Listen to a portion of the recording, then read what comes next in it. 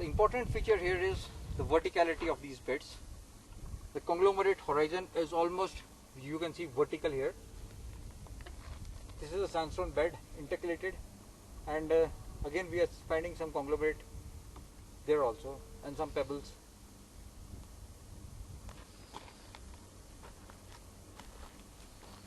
Now just behind this we are seeing this huge bend. Now this is the dragging effect which has been produced when the granite was intruding. Like this, it was something like situation like this. These were the horizontal beds.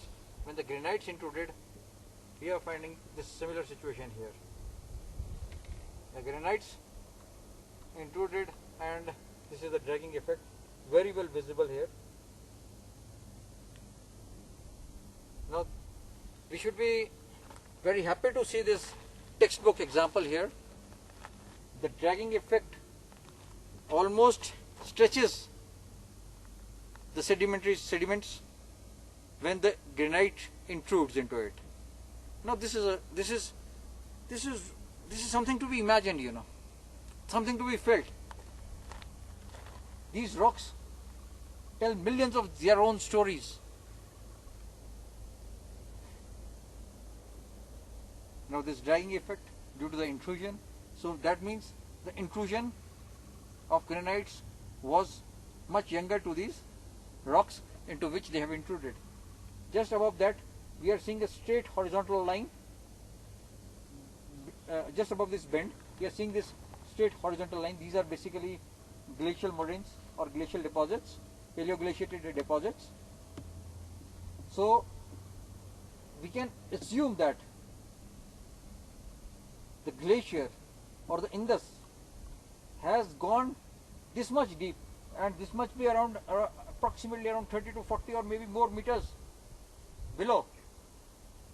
Earlier Indus was flowing somewhere along those channels, and over the passage of over the years it has come down due to various erosional and features.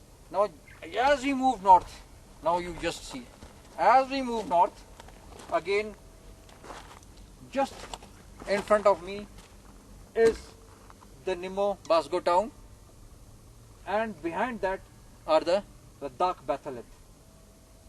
So this massive intrusion of granites have actually made these beds almost vertical here. This is a typical feature, and I think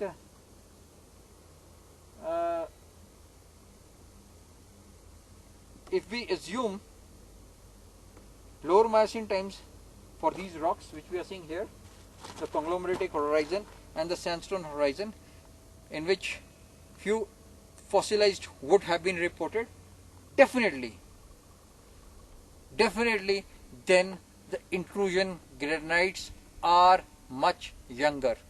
So if I am talking about a time period of about 20 million years, these granites which we are seeing, massive granites, whom we call Ladakh batholiths, must be younger than 20 million years. Now how much younger than 20 million years, that is an important question. Was it immediately after the low Miocene times, or it was much later than that? Now for calculating that, we will move to another location where we will try to figure out whether the granites have intruded into rocks which are younger than 20 million years or not. So if they have intruded into younger million years, then this granitic intrusion must be younger than the rocks in which they have intruded. Otherwise they must be older rocks. So it is now almost clear that the Ladakh intrusion was much younger than 20 million years. पानी जो है ना नदी सारी इसके नीचे जा रही है और प्लांट इसी से